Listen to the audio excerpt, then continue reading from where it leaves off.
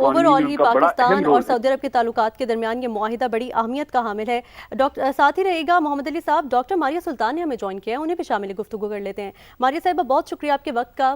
کہیے گا کہ آپ اس معاہدے کو کس نظر سے دیکھتی ہیں؟ جو معاہدہ، جو دفاعی معاہدہ پاکستان اور سعودی عرب کے درمیان ہوا ہے، دنیا کو کیا میسج کیا ہے اس سے؟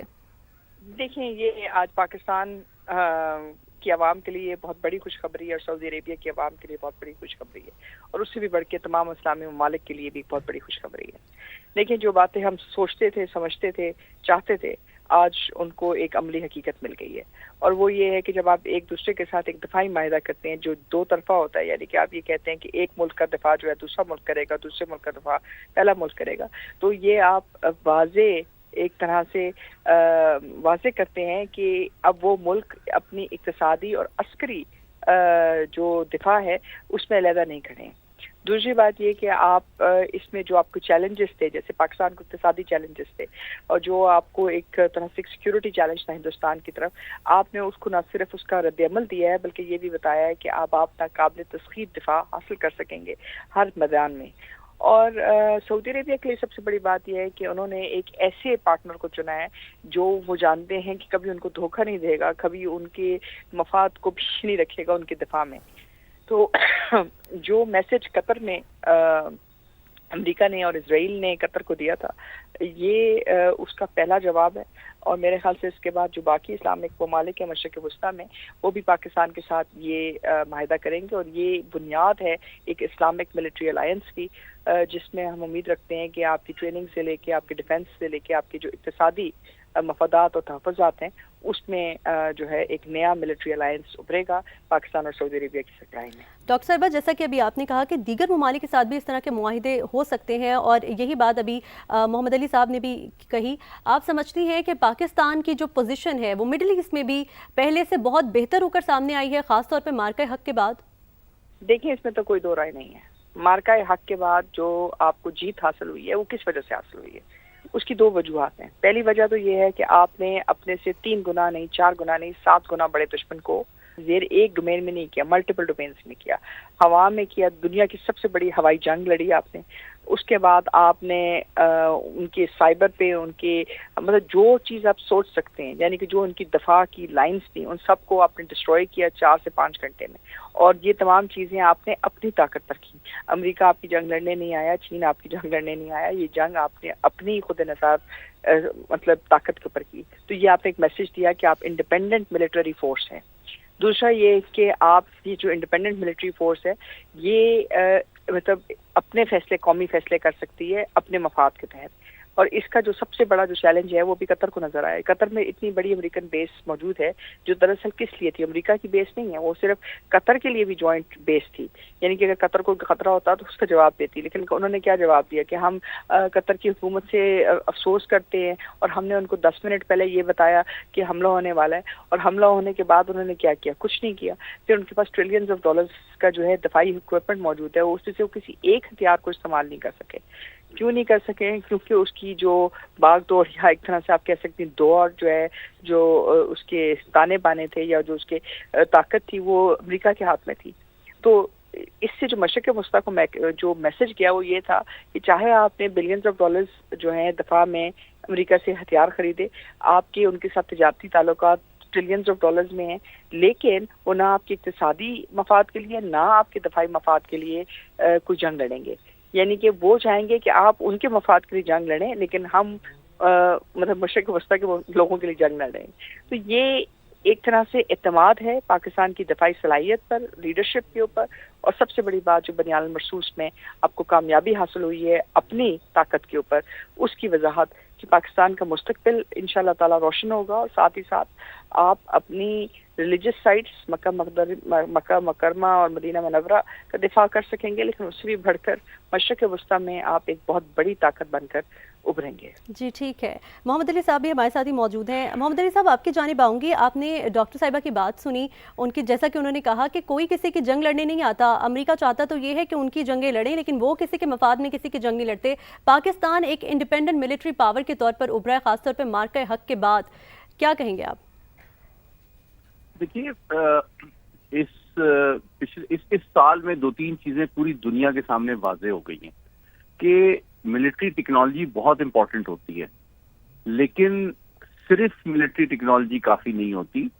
اس کی جو لیڈرشپ ہے، اس کی جو پلاننگ ہے، اس کی جو ٹیکٹکس ہیں، اس کی جو اسٹریٹجی ہے، اس کی جو اس کی ٹریننگ ہے، وہ تمام چیزیں مل کر ایک ایکو سسٹم بنتا ہے ملٹری کا، جو کہ کسی جنگ میں جو ہے استعمال کیا جاتا ہے. تو یہ صرف اربوں ڈالر کے اسلحہ لینے سے بھی، بھارت نے بھی تو اس کا ہم سے 9 گنا زیادہ ڈیفنس بجٹ ہے، تو ہم تو مقابلہ نہیں کر سکتے ان کا ڈیفنس بجٹ میں. لیکن ہمارا سپاہی اور ہمارا کمانڈر اور ہمارا لیڈر جو ہے، اس کی جو ٹریننگ، موٹیویشن اور پلاننگ کی کوالٹی ہے، اس کا مقابلہ بھارت اپنے وسائل سے بھی نہیں کر سکا.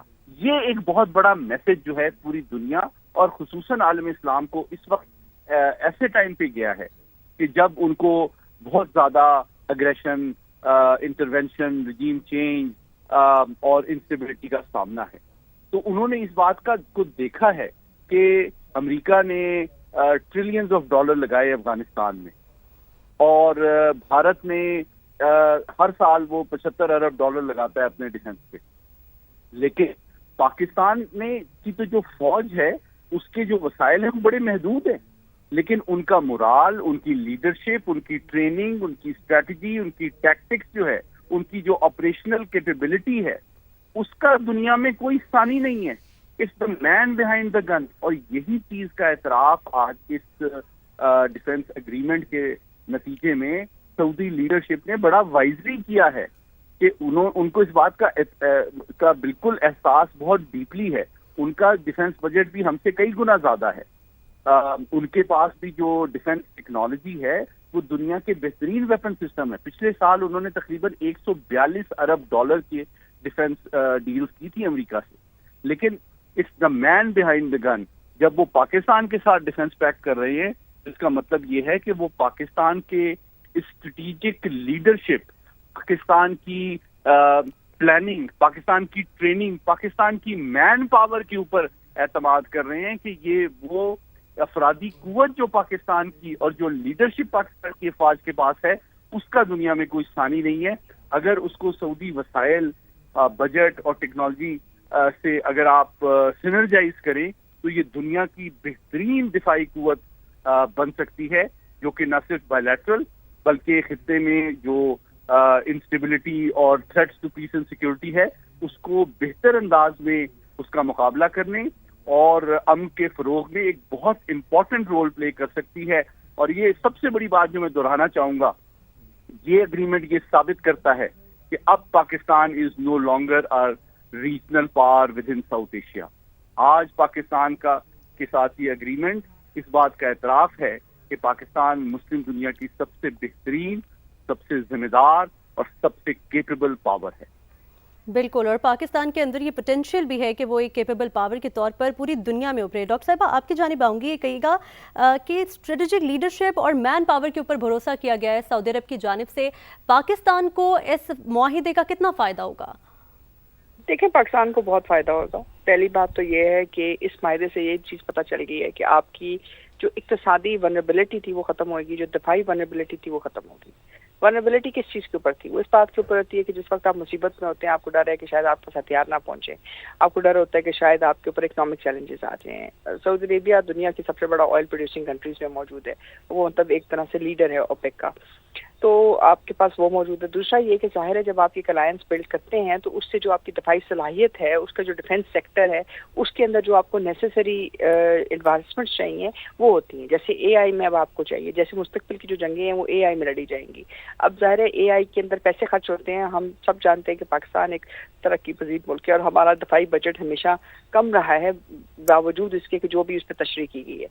تو آپ کے جو چیلنجز ہیں جو ایک ماڈرن فورس کے لیے، ماڈرن ملٹری فورس کے لیے چاہیے، اگر آپ کو ایک اسٹرانگ الائنس بنتا ہے تو آپ کی جو مستقبل کے چیلنجز ہیں وہ آپ اس سے نکلتے آتے ہیں. دوسری بات یہ ہے کہ ظاہر ہے جب آپ یہ ملٹری ڈیولپمنٹ کرتے ہیں تو ساتھ ہی ساتھ آپ کو ایک پولیٹیکل سپورٹ بھی چاہیے ہوتی ہے, ایک آپ کو ڈپلومیٹک سپورٹ بھی چاہیے ہوتی ہے. آپ جنگ کے دوران اکیلے نہیں کھڑا ہونا چاہتے ہیں. تو اس ملٹری الائنس سے ایک طرح سے جنوبی ایشیا اور مشرق وسطیٰ میں پاکستان اور سعودی عربیہ کا جو الائنس ہے اس نے اس کو ایک طرح سے ایک انفلوئنس پاور پاکستان کو ٹو دا پاور آف 57 کر دیا ہے. یعنی کہ اسلامی ممالک اگر 57 ہے تو اس کے اندر جو سعودی عربیہ کا اثر و رسوخ ہے ان سارے ممالک کے اوپر وہ آپ کے پاس آ گیا ہے. پھر آپ کے پاس جو ٹریننگ ہے, جو آپ کے پاس ڈیولپمنٹ ہے, جو اکوپمنٹ ہے, جو تمام چیزیں ہیں, یعنی کہ جو راستے آپ کے لیے بند تھے وہ کھل گئے ہیں. اور اس سے بھی بڑھ کے جو ہندوستان کا اثر و رسوخ تھا مشرق وسطیٰ میں اس کو ایک بہت بڑا چیلنج ملا ہے, ایک بہت بڑا دھکا ملا ہے. کیونکہ جب آپ ایک ڈیفینس پارٹنر بن جاتے ہیں اور اسٹریٹجک ڈیفینس ایگریمنٹ ہے یہ کوئی عام ایگریمنٹ نہیں ہے, یعنی صرف دفاعی معاہدہ نہیں ہے, اسٹریٹجک ہے. جب اسٹریٹجک کا لفظ استعمال کیا جاتا ہے تو اس کا مطلب یہ ہے کہ اس کے اندر بہت ساری چیزیں آپ نے شامل کر دی ہیں, آپ نے وہ تمام چیزیں شامل کر دی ہیں جو اس کے ساتھ انویریبلی لنکڈ ہیں. تو سفارتی سطح کے اوپر آپ کا اثر و رسوخ میں اضافہ ہوا ہے, اقتصادی طور کے اوپر آپ زیادہ اسٹیبل ہوئے ہیں, دفاعی طور کے اوپر آپ مستقبل کے تمام چیلنجز کو ڈیل کر سکیں گے.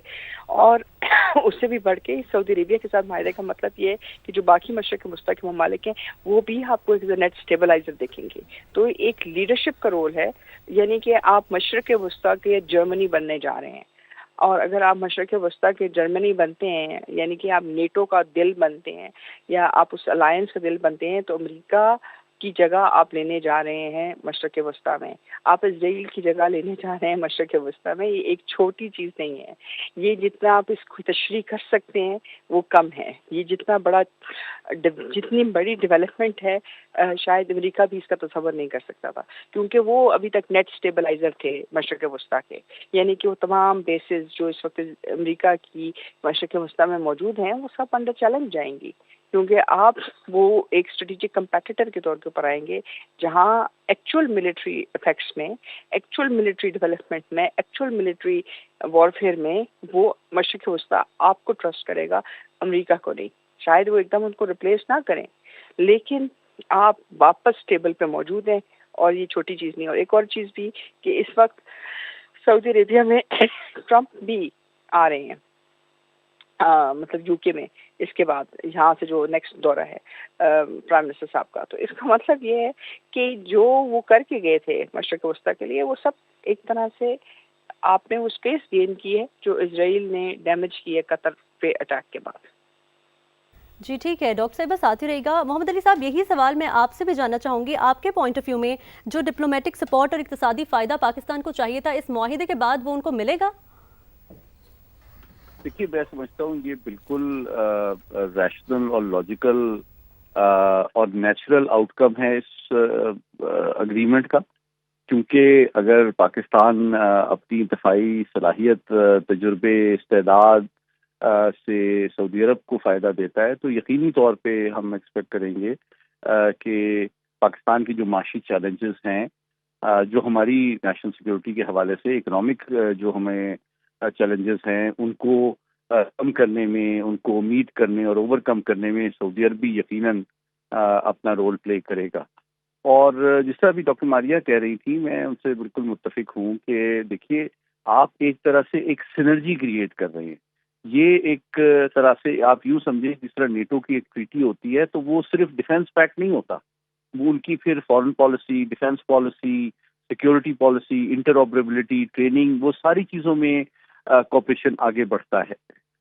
ڈیفینس اگریمنٹ دو ملکوں کا, یہ اتنی بڑی بات جو اس پہ اسٹیٹمنٹ میں کہی گئی ہے کہ دونوں میں سے کسی ایک ملک کے اوپر حملہ, دونوں ملک پہ حملہ تصور ہوگا,